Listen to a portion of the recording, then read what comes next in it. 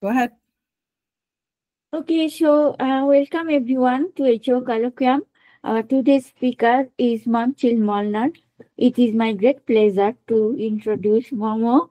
Momchil Molnar is a research scientist in Southwest Research Institute working on the Solar Orbiter SPICE instrument.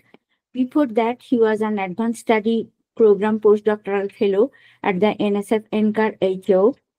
During his ASP postdoc, Momchil started working on coronal magnetic diagnostics based on the unsaturated Hanle effect and led as PI the cheese eclipse experiment.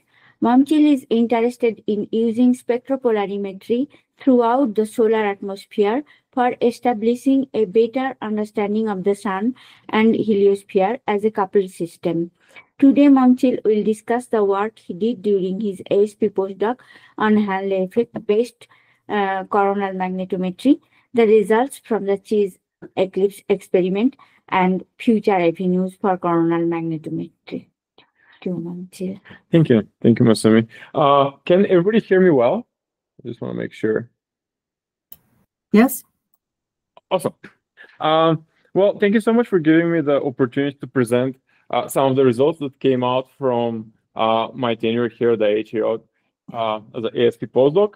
And today I'll be discussing the work that I've done mostly with Roberto and a few others that I'm going to mention along the way about developing a new way to measure the coronal magnetic imprint in the infrared spectrum. So I don't need to. I think this crowd knows very well that, like, the few scarce observations we have of the solar corona in terms of magnetic field don't really agree really well with our models. For example, the very recent DCAS paper that came out from Tom Schad and co-authors shows very clearly how much, in this case, an active region that was observed with DCAS, how much the measured coronal field it differs from the actual. How much the measured circular polarization, which is proxy for the coronal magnetic field, differs from the modeled one for this active region. So based on this, I think this is a very strong motivation that if you want to understand the magnetic field, which drives the coronal dynamics in the heliosphere, we really need to rely more on novel coronal diagnostics.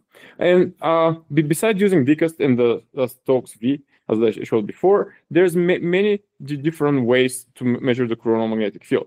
One that's been developed here at HAO based on COMP and UCOMP diagnostics is through tracing propagation of alphanic waves through the solar atmosphere. And there's been a really interesting series of papers by Yang et al., where they show how the plane of the sky magnetic field can be inferred by tracing the propagation of alphanic waves. Also, in the realm of radio, I think it's been a long time. Like, people have been measuring the magnetic fields above active regions for a long time, and I think these observations are also very interesting, but they're not very they're not so useful for real-time inferences of the coronal properties, because you can't really observe them in real time right now. But the more interesting difference between these two windows in looking into the solar coronal magnetic field is that the numbers that you get from these two different methods are very different. And at least in the literature, I haven't found a very good understanding why are these two methods producing numbers that are so different between each other. And I think part of the reason is because we are observing different parts of the corona, and, like, as we know, the infrared and the radio sample different plasmas with different conditions. But throughout this talk, I'm going to be trying to work under the unifying topic is, can we come up with a different way to measure operationally the coronal magnetic fields in the solar corona for both space weather and basic research scientific purposes. And in particular, I'm going to be talking if we can use the Hanle effect to do that. And in particular, the unsaturated Hanle effect, and which I'm going to introduce now.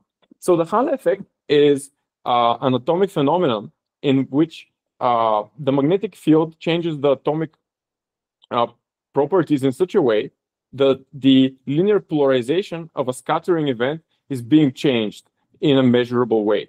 So I'm not sure how much I should maybe introduce that, but the basic thing to take away is that if you have a scattering event somewhere in the solar corona of a photon coming from the solar disk and it's being scattered toward you, that light is going to be linearly polarized. If you have a magnetic field present, as in the right-hand side, this magnetic field is going to rotate and decrease the linear polarization of the scattered photon. So by measuring how much the light is rotated, the polarization plane, the linear polarization plane is being rotated, and the scattering and the linear polarization is being decreased, you can say something about the magnetic field that causes that. But this phenomenon only works for very narrow range of magnetic fields around the specific value, which is specific for every atomic transition. So if we're in the regime where the magnetic field is significantly stronger than that, we're in the so-called saturated Hanle regime, which is being observed, for example, in most forbidden coronal lines in the infrared and visible. So today, in this case, we're in the saturated Hanle regime.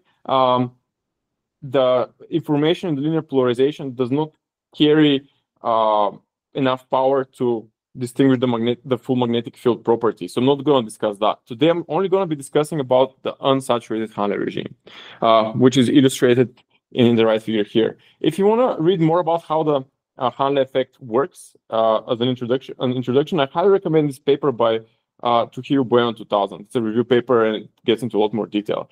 But the most important thing to take away from today is that if we have the right atomic transition, which is sensitive to the coronal magnetic field, we could infer the magnetic field of the corona based on the change in the linear polarization of the coronal signals.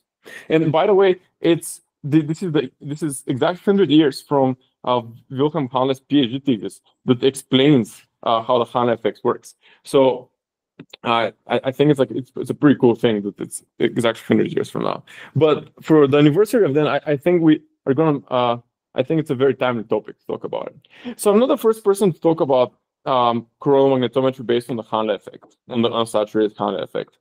For example, in the 90s, the late 90s and early 2000s, Nur Rofi, working with Sumer, was able to measure the outflow speed and the magnetic field in the young coronal wind above the solar poles, based on observations with Sumer. In this case, they measured the coronal, the field, they measured the linear polarization by rotating the spacecraft, because I think due to the specific, I think it was like high angle of incidence on the diffraction grating in Sumer, you were able to create a polarimeter by rotating the whole spacecraft. So they were actually able to measure the magnetic field strengths and outflow speeds above the solar pole.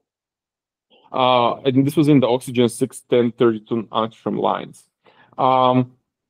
More recent work by Ravina Khan and collaborators has shown that the potential for many more UV lines that have been observed before in the solar corona as a coronal diagnostic of the magnetic field.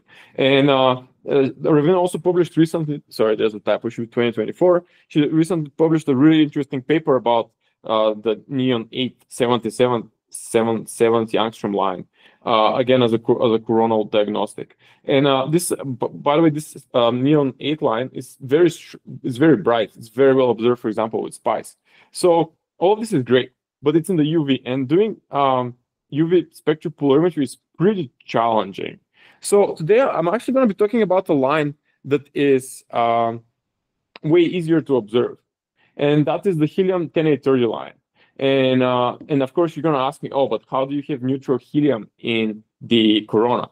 Well, I'm going to be talking mostly about observing prominences, because prominences can be seen very far out in the heliosphere. For example, FSI the UV imager on solar orbiter, like up to the left, shows this beautiful prominence eruption up to like 6 solar radii in the 304, which is helium-1. Of course, this is helium-1 observation. But also helium-1 D3 observations. This is another neutral helium line. Has been observed up to 10 solar radii with METIS, again with solar orbiter. And actually, they were able to measure certain degree of Hanle effect polarization in their data, but I think the calibration issues led to an inconclusive inference of the magnetic field. But also, I think with ACE, there has been extensive body of work showing that prominence material cool, I think that with 10 to the about 10,000 degree plasma persists all the way up to the almost 1 AU. ACE is, of course, in the first Lagrange point, but ACE was able, as shown in this graph up to the right, was able to show that we can detect plasma that is really, really cold, up to the 10 to the 4. And at these temperatures, you are going to be able to see neutral helium lines. So I think that based on this evidence, I think we can say we're pretty certain that there, like, prominence material survives throughout the heliosphere and should be observable. So observing the using the Hanle effect in 10A30 to infer the magnetic field has been done before.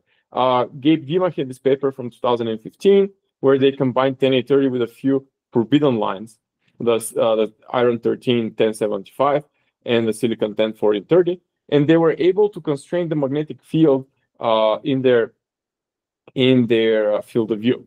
But in their case, they did a very simplistic single point inversion to see what magnetic field explains the polarization observed during that eclipse. So today I want to take this study further, and especially I want to see if we can use the Hanle, we use only the 10A30 to do the whole magnetometry in the Corona exercise, because there has been this series of papers by Jeff Kuhn and other co-authors where they have detected bright 10A30 in the Corona and the so-called diffuse 10A30. Like on the left, this is an observation from, I think, the 1994 eclipse, where they have observed between 1 and 1.5 microns. This is the coronal spectrum, and you can see that the typical forbidden coronal lines are seen very clearly, but also the 10A30 is present there as well. And follow-up observations with the Solar C telescope on the right by Moise et al. Has shown pretty prominent 10A30 signals almost everywhere. And this was supported by theoretical work by Giulio Del Zara with a paper in 2022, where they I've highlighted one of the takeaways from this paper is that close to the sun, typical coronal conditions, we predict the emissivity of the 10A30 in the corona to be as strong as the iron 13 line of 1079. So based on that, I think there's enough evidence to show that there should be or to be more precise, there might be a good case to look for Hanle, like unsaturated Hanle effect diagnostics based on the 10A30. So today I'm going to try to pose 3 questions and try to provide some sort of an answer to 2 of them, and the third one is going to be a future work. But I'm going to explore if really the unsaturated Hanle effect can be used for inferring the magnetic field of coronal structures like flux ropes. If you have a flux rope or like a prominence eruption throughout the heliosphere, can you use the polarimetric signature of that to infer what's the magnetic field from a theoretical standpoint? The second thing that came during my postdoc is there really diffuse 10A30 observed during eclipses? And I led an eclipse experiment called CHEESE, which stands for the Coronal Helium Emission Helium Emission Spectrograph Experiment, CHEESE. And then I'm actually going to show that maybe we already have these observables in current data archives, in particular with UConn. So to start with the first question, we working with Dr. Roberto Cassini, I computed with the SCATPOL SLAP code, which is a code that treats multi-term atomic models and optically thin relative transfer, to see if we put a prominence or like a flux rope in the solar corona, as shown here. Like up here, I'm showing how we've defined the torus with the solenoid field laid on top. If we put a flux rope like this in the solar corona with somewhat realistic plasma parameters, and by this I mean we put such plasma parameters that the emergent intensity in I, pretty much the Stokes I, looks like observations from UCOMP or PROMAG or other real observatories. So based on input parameters that recreate real coronal observations, we synthesized what is going to be the observable 10-830 polarization observables. And start with the simplest case. If we imagine that we were the red telescope over there, and we're observing one of these flux ropes at quadrature. Like the first, like you see, the polar view is the top panel, where like you can think of, we're looking from the north solar pole looking down, and the ecliptic view is the second one. So pretty much we're just observing the slinky or the flux rope at quadrature.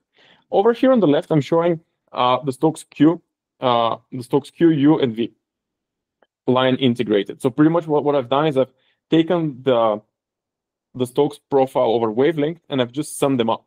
What we see in this reference frame, and I need to say that from now on, all the reference frames are defined in such a way that the Stokes Q and U are defined in the local reference frame. So if we did not have any Hanle effect or other depolarizing effects, we would have only Stokes Q and no Stokes U. But if we, in the two cases of having included the flux rope with two different toroidal magnetic fields, so pretty much as if the magnetic field is coming toward you or away from you, they create Stokes U signals, which are exactly opposite to each other, with amplitude on the order of a few %. And when you compare this with the Stokes V, which is on the order of 10 to the -4 for these plasma conditions, you see that we have an observable in the Stokes U in the unsaturated Hanle effect that is 2 orders of magnitude higher than the Zeeman-induced Stokes V's. So if you want to measure something that's readily available with small telescopes, you go for a Stokes U, not for a Stokes V, because it'd be really, really hard to measure the Stokes V signals. And I think this is not an unexpected result, given if you just do a single point inversion, you're going to get something very similar.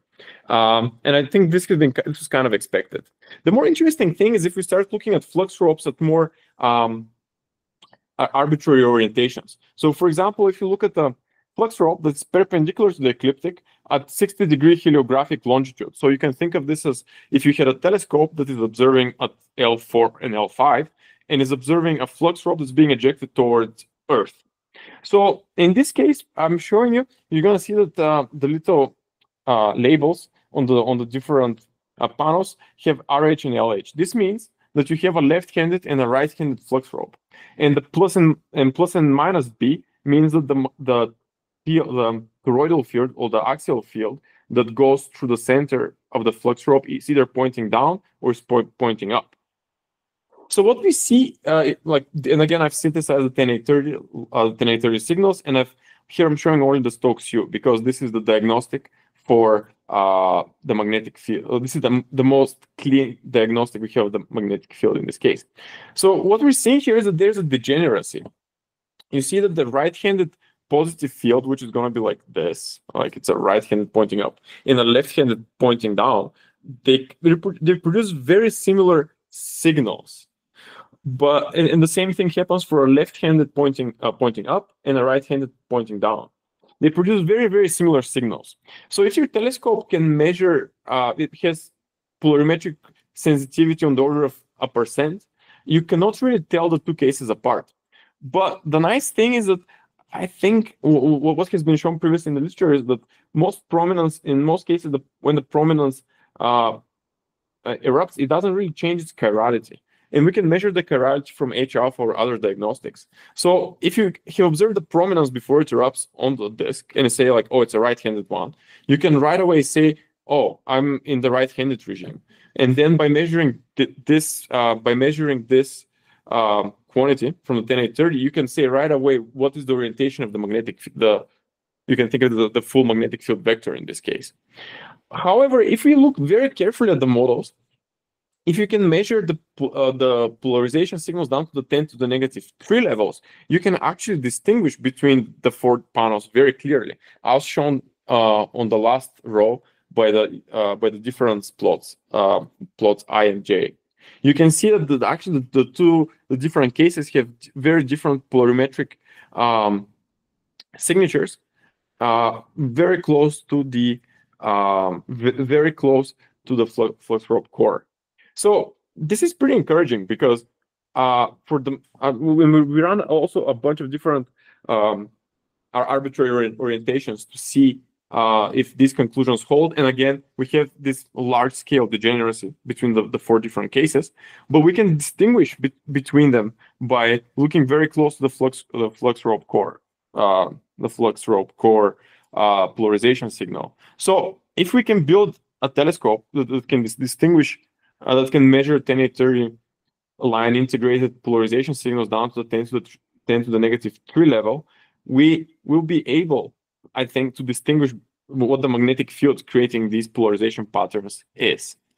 What's more interesting is, of course, if we can go to L4 or L5, but we're observing from close to the Earth, like let's say L1, and we observe a HAO CME that's coming towards us. In this case, we're gonna have a very similar pattern created by the Hanle effect.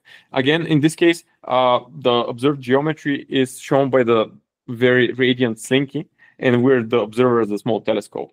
So if we have one of those, and in this case, I have tilted a little bit the flux rope so that it's a little bit more easily observable. Otherwise, the top part of it was not going to be able. We were not going to be able to distinguish the top leading edge of the flux rope from the solar disk. But the most interesting thing, again, in this case, is that close to the horns, like close to the most eastward and westward points of the flux rope, again, we have polarization patterns that are very different. If we can measure the polarization signals down to the 10 to the negative 3 levels, or if we can measure them down to the 10 to negative 2 levels, and we can distinguish the chirality of the eruption, then we'll be able to again tell what is the magnetic field of these CMEs. So we run the numbers, and if we plug the numbers for a small telescope, or for a 5-centimeter telescope with 5 arcsecond pixel plate scale, and with about 10,000 spectral resolution, we can achieve 400 signal to noise ratio with about a second integration, which corresponds to an observation that looks like this, like the green one. And in this case, we have accounted for the brightness of the 10-30 line, and we have accounted for the brightness of the 10-30 line and taken the spectral resolution and all of this stuff into consideration. So I think based on this like very simple toy model, we're making a case that this should be an observable.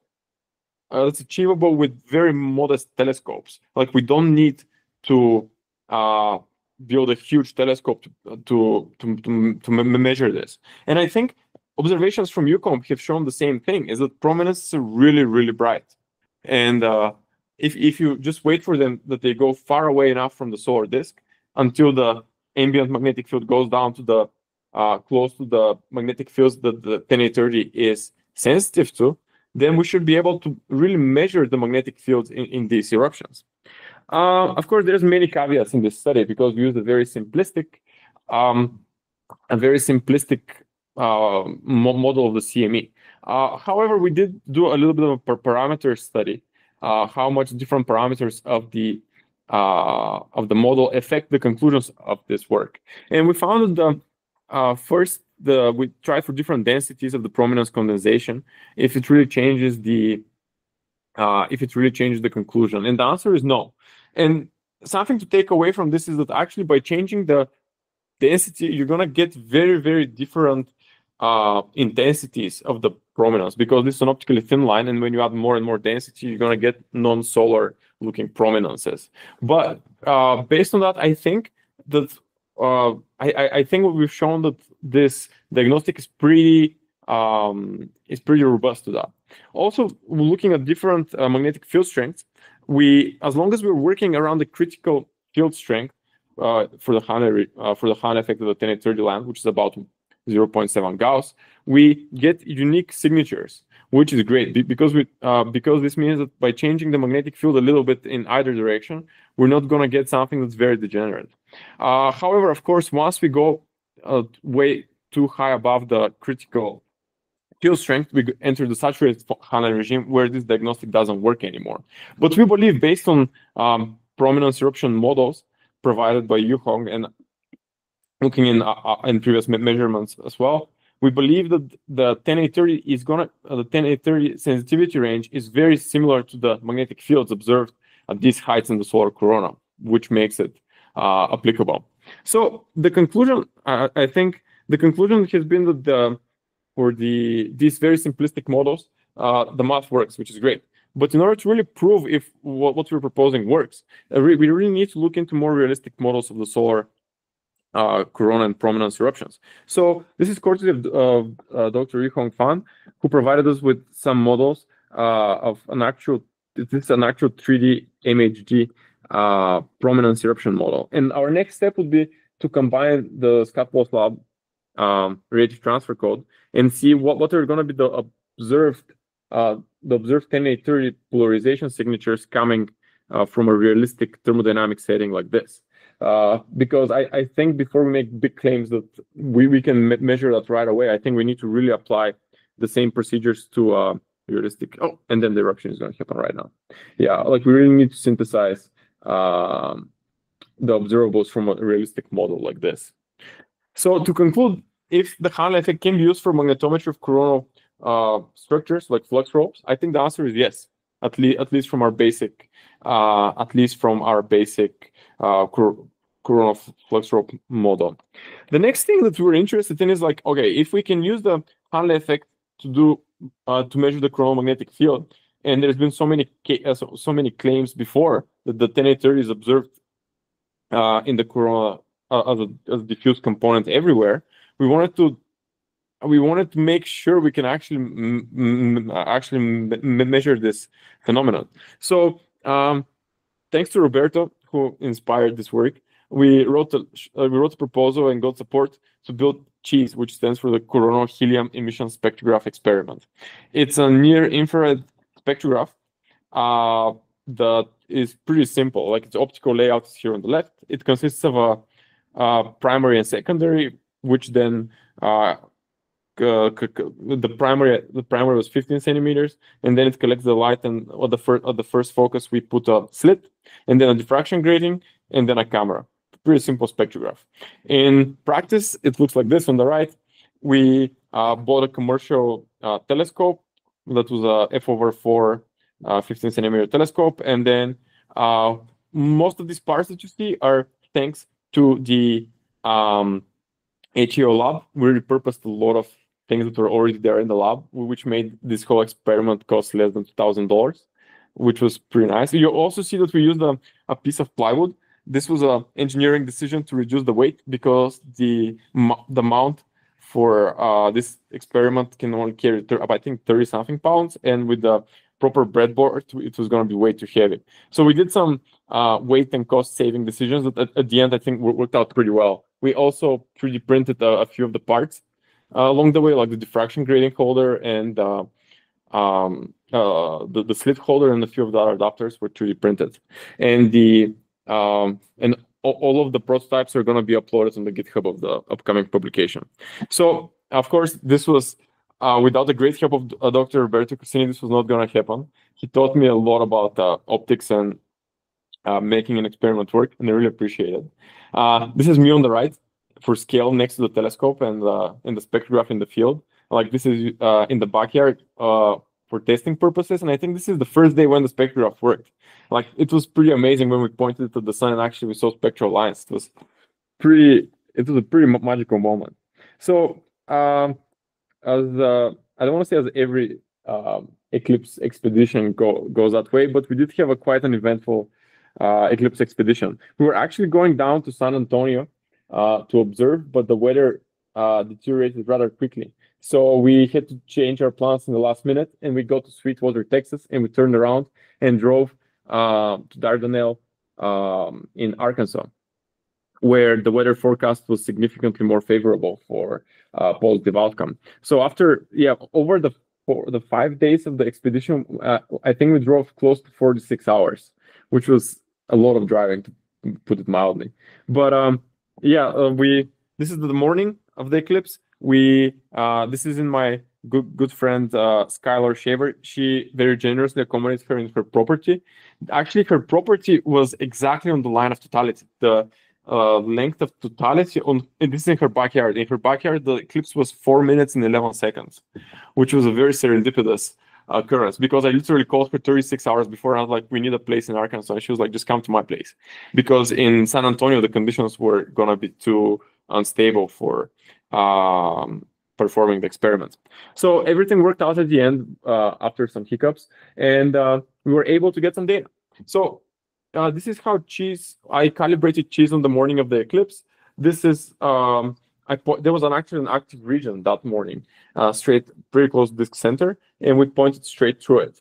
And that's how a spectral scan from cheese looks like. And this is after some destretching, where I have taken out the dispersion. I have applied the dispersion corrections and all this stuff. And actually, if you look at the performance of the spectrograph, it did pretty well during calibration.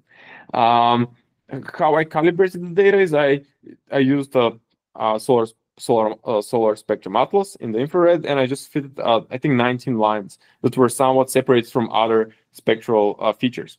And based on that, I was able to remove the dispersion curvature and all other effects, and we were able to produce, I think, a pretty stable spectrum. Over here on the right in panel B, I'm showing a zoomed area around the 10830, and you can see the strong, the silicon 1 at 10827, as well as the silicon 10830 shown as the red line. And to see how well our calibration went, I took the average spectrum between two cyan lines, and I plotted it down as the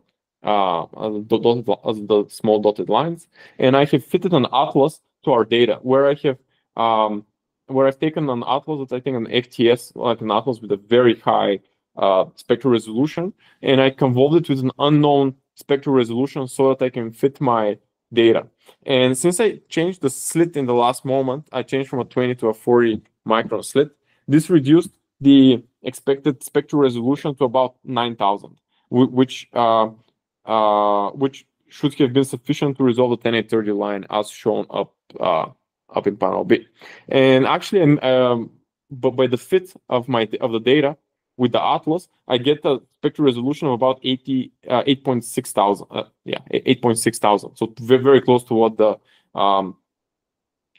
our design spreadsheet predicted by putting in this. So I think cheese operates nominally before the eclipse, but but there was a little hiccup during the eclipse. So I didn't realize that internally the camera was transforming the image. It was digitalizing the image from a 16-bit analog to 12-bit digital. So the really bright chromosphere actually saturated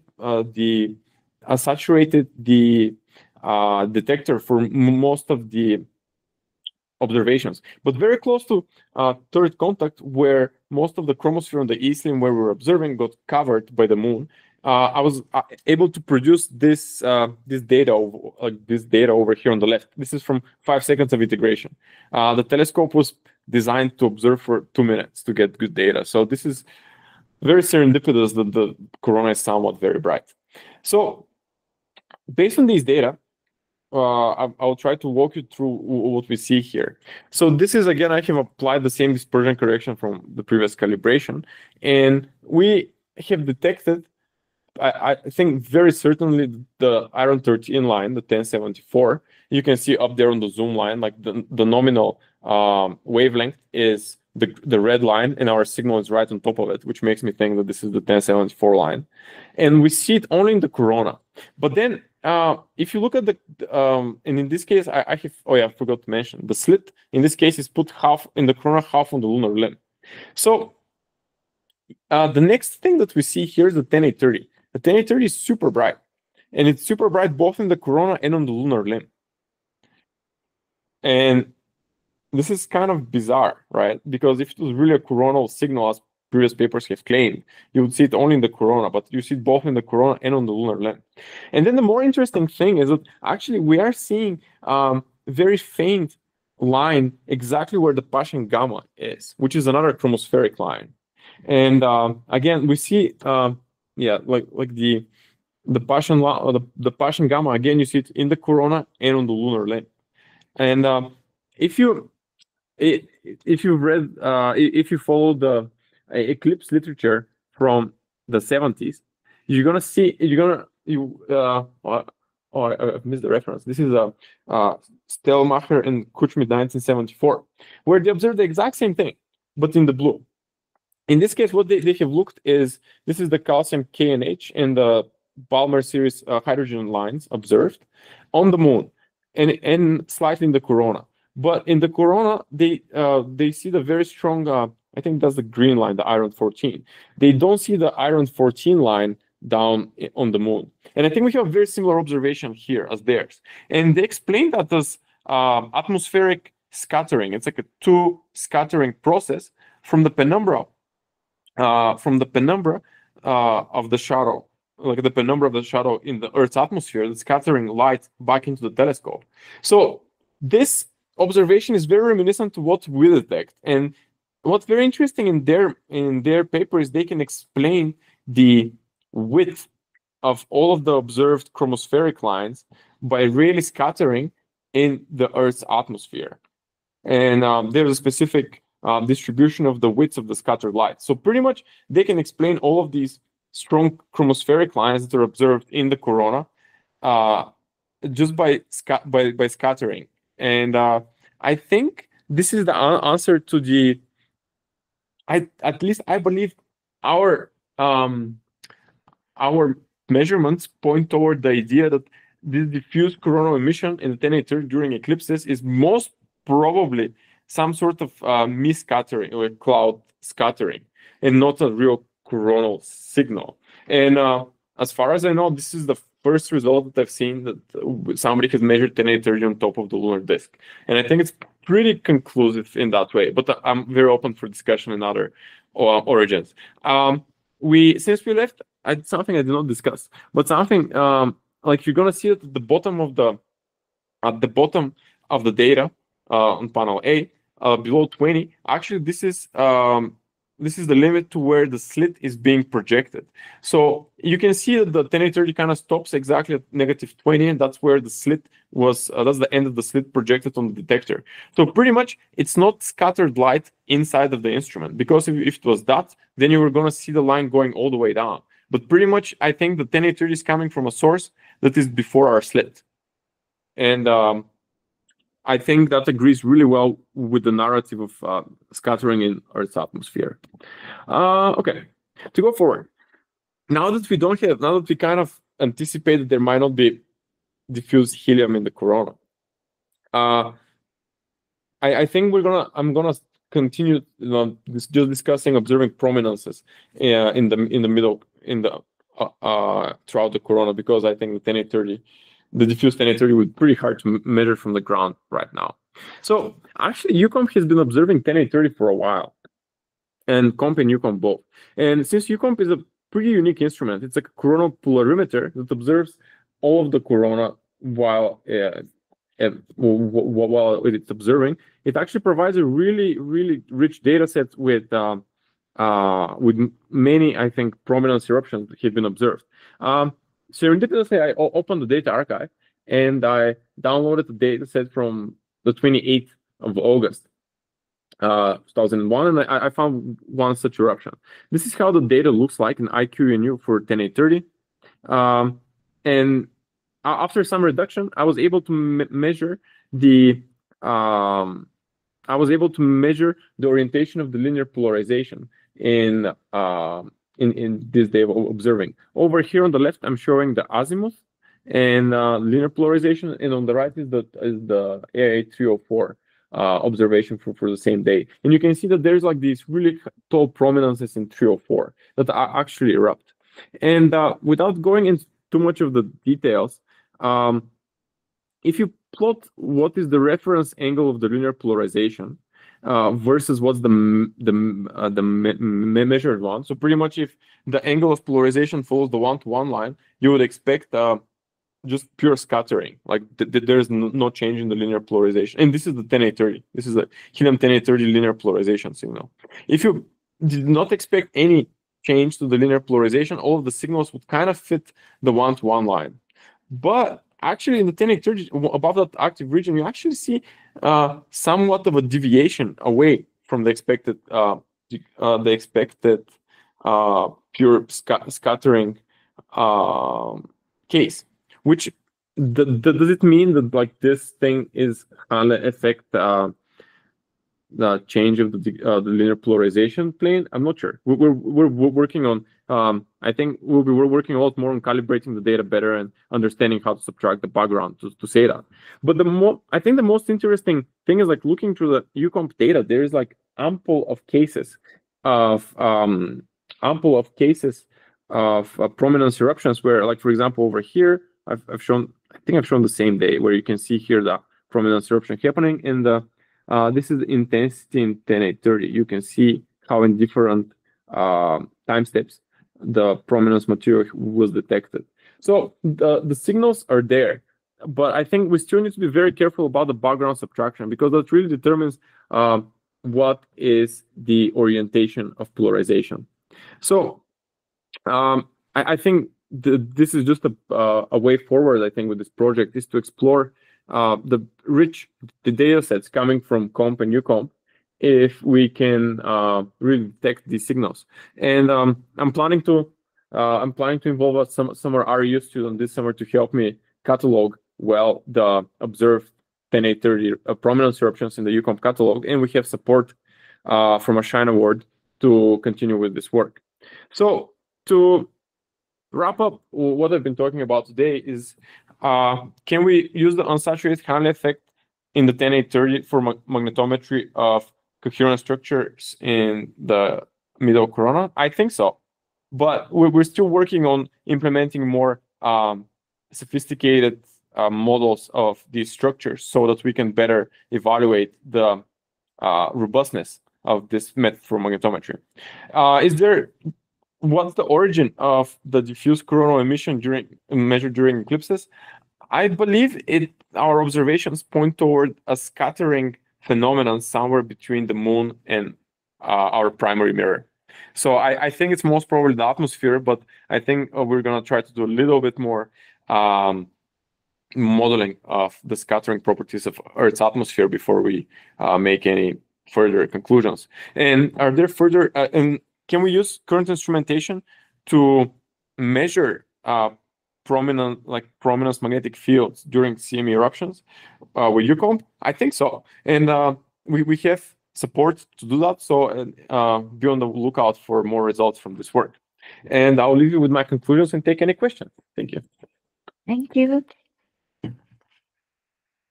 So there is already one question in the chat. Ryan Hoffman, Dan, do you like to unmute and ask the question, or shall I read it? Yeah, sure. Great talk, Momo. Really enjoyed it. So my question was just when you were talking about the apparent scattering of these lines onto the moon limb, and the comparison with previous observations during an eclipse, I noticed that the hydrogen, helium, and calcium lines all appeared on the lunar limb, but not the iron lines.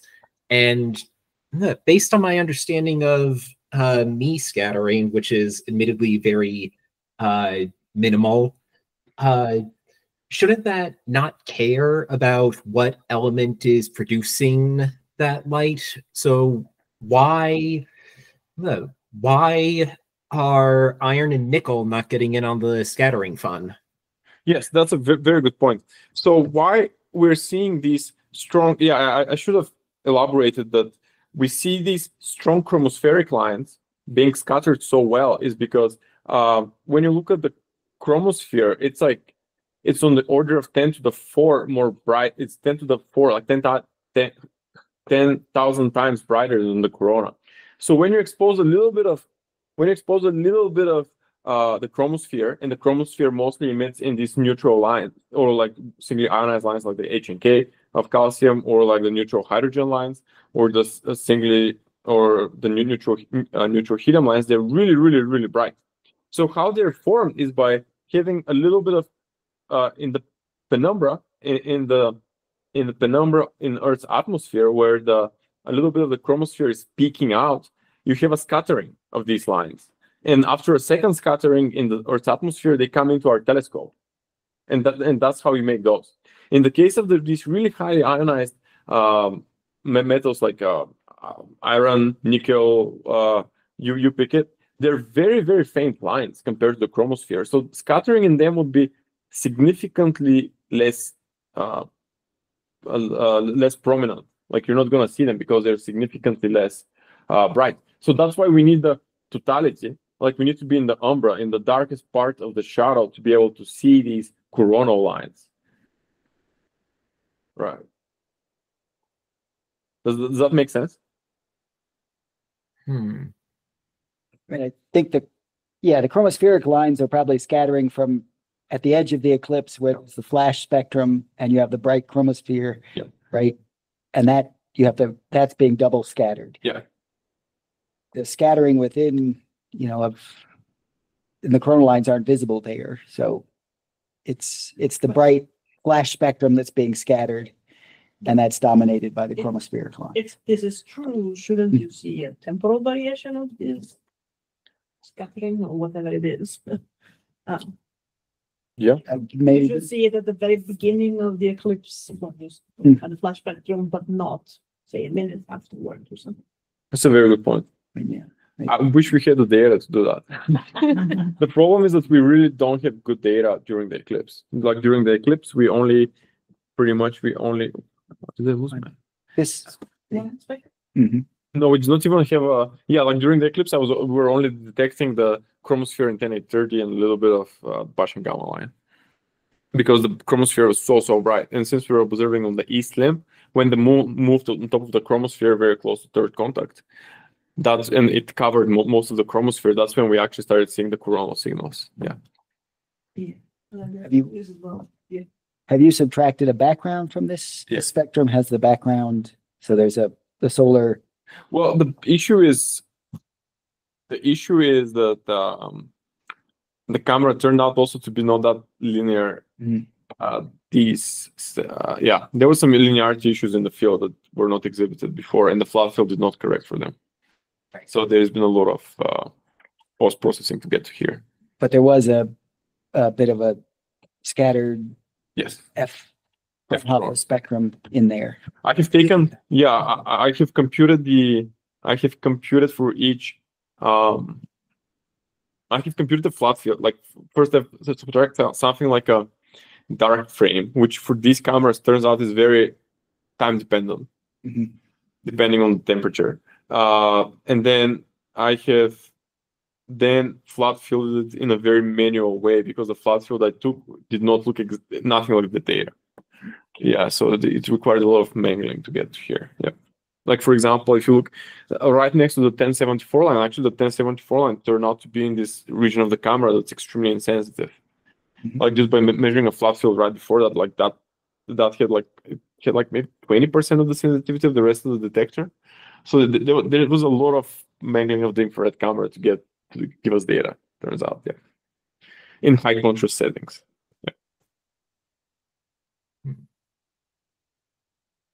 Another question, actually two other questions. That deviation from the straight line that you showed from the purely later on with the comp, you had the deviation from the radial for the tangential, I guess. Doesn't the assumption that it should be, purely radial, I guess, is if it's in the plane of sky or not? if the prominence is in front or behind, would it change that angle? I think so. Yeah, so that might, I mean, could that be the source of I mean, when we variation as well? when we computed I think so this somewhat relates to this case is like if you have a, I think it's somewhat similar case to this when you have a structure that is kind of out of the plane of the sky, Mhm. right? But I think you still create Stokes U, Right. and that's what you really, I think that's what really matters. Is Yeah, the argument is that if it were not magnetic, then it would be all tangential to the limb everywhere, right? Right. Yeah. Mhm. And if you see a deviation from the tangent direction, then you say, well, there is some U polarization that in the Hanle effect is created by the presence of a magnetic field. I guess my question was, is that assumption that it's tangential, is that strictly true just for the plane of sky? Oh, no, no, If- no, no. I mean, if you get Anywhere. if you get non-magnetic scattering, Right. that would be the normal direction. Because then but it's not if it's behind the sun, then it's not a 90-degree scattering anymore, right?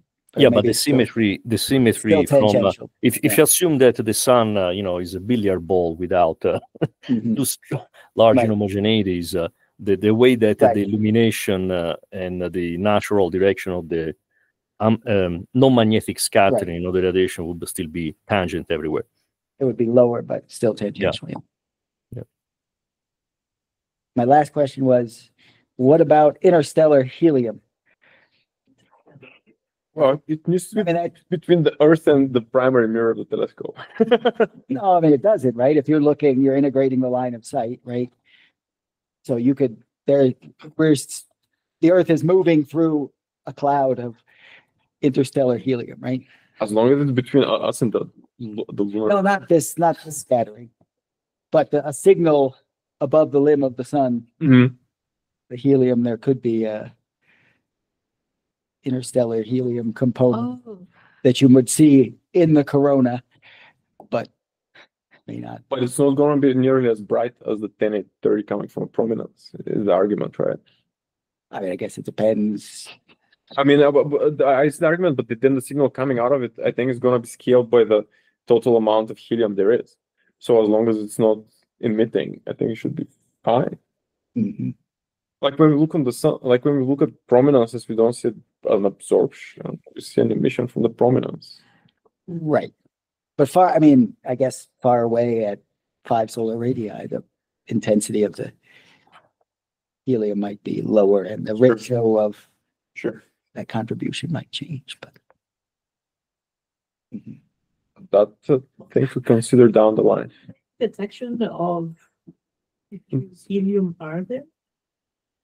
I mean, I know I just say that- 1994. The 94, and we were going right down the interstellar helium is Oh, God. not symmetric. We were going right down the nose, which they didn't know of at the time, but now there's, And what else? Who else? who else has seen this far? I don't know. That was the goal of this experiment, is to I mean, I think it's replicate it. I think it's scattering in the atmosphere.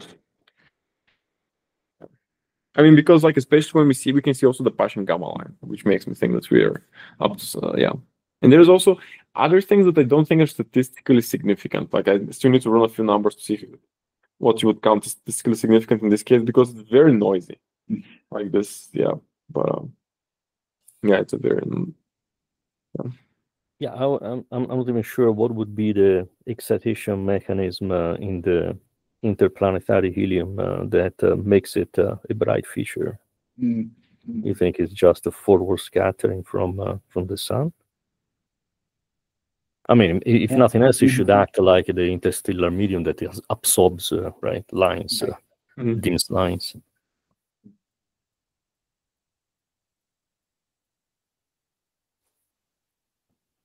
Still,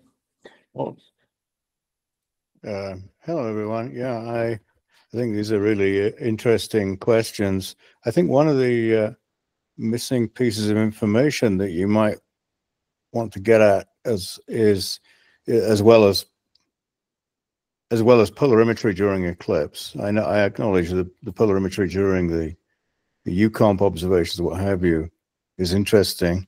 The other side of this is that the helium line you're looking at is not a line; it's a triplet, and one of them is sort of 8 times weaker than the others, and it's offset to the blue side by about your angular or spectral resolution, maybe a bit less.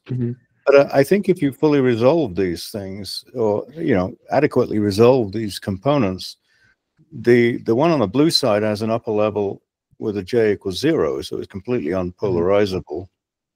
And it's only at the lower level polarization that you would see anything polarized. So all I'm saying is that, in an ideal world, it would be nice to have a higher angular resolution, and then the ratios of the intensities and of the polarizations that you would measure give you a really strong handle on the kind of processes that can lead to the origin of the radiation that you're seeing. And we found this in a flare from 2014, in which the only consistent model with the observed I and then the Q and U profiles was actually one in which radiative transfer affected the 2 strongest lines, but not the weakest one. And so there's a lot of diagnostic potential that you're kind of missing by having a low resolution, a low spectral resolution thing. It's just a suggestion. I realize you're just starting this, but I think if you really wanted to answer what the origin of the radiation that you're seeing during eclipses, you might want to include a significantly higher spectral resolution. I agree. That's a very good point.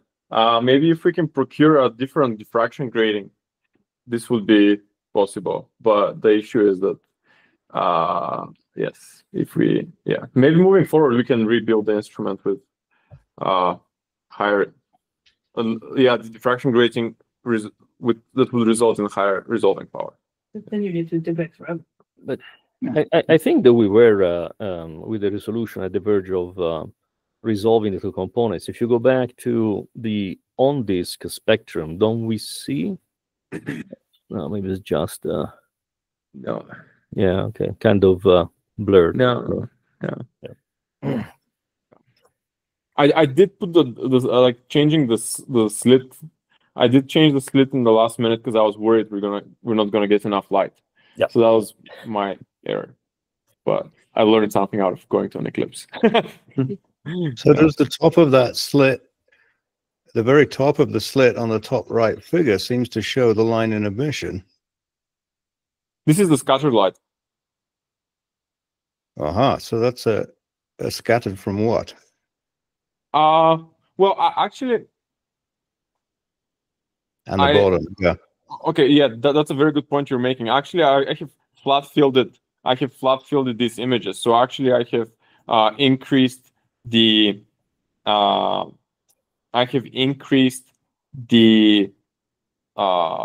You can think of it as the light levels, like in the sky above the above the solar disk for calibration purposes.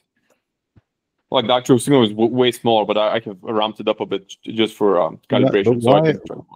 Why is that? Why are those features at the edges and also only in what appears to be the helium wavelength range, as opposed to the silicon or some of the other lines? Oh, you mean at the limb? No, I'm talking about the very top and bottom of the slit on the right-hand side. Yeah, on the right, which is with a subsection above of your the red arrow. What is that? The last pixel has a little bright. Yeah, I'm not sure. I gotta look into it. I'm really not sure. That's a very that's the kind of Seems like profiles calibration. that's the kind of profiles we were seeing during a flare, and it's clearly, I mean, you'd be unlucky to capture a flare there, but nevertheless, those are not unheard of, those signatures in solar observations. So. They're just on the two extremes, which is I think this might have something to do with the calibration of the data at these stations. Yeah. Okay. Thank you. That's a good point. Yeah.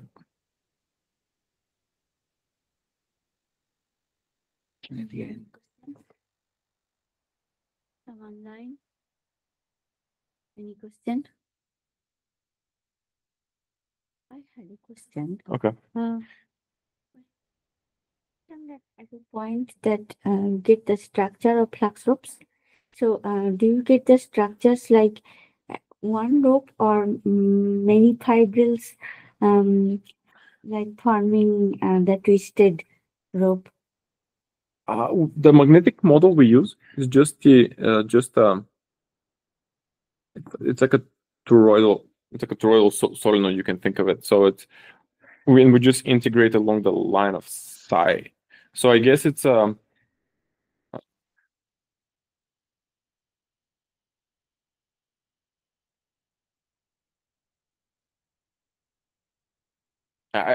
guess the answer is we get like one like the whole structure, I guess, is what we see. Yeah, not like singular strands. But I understand that in real life it's a bit more complicated, and that's where I think Yu-Hong's models are gonna come in handy to see if that holds, which is not given, right? It's not given based on these computations.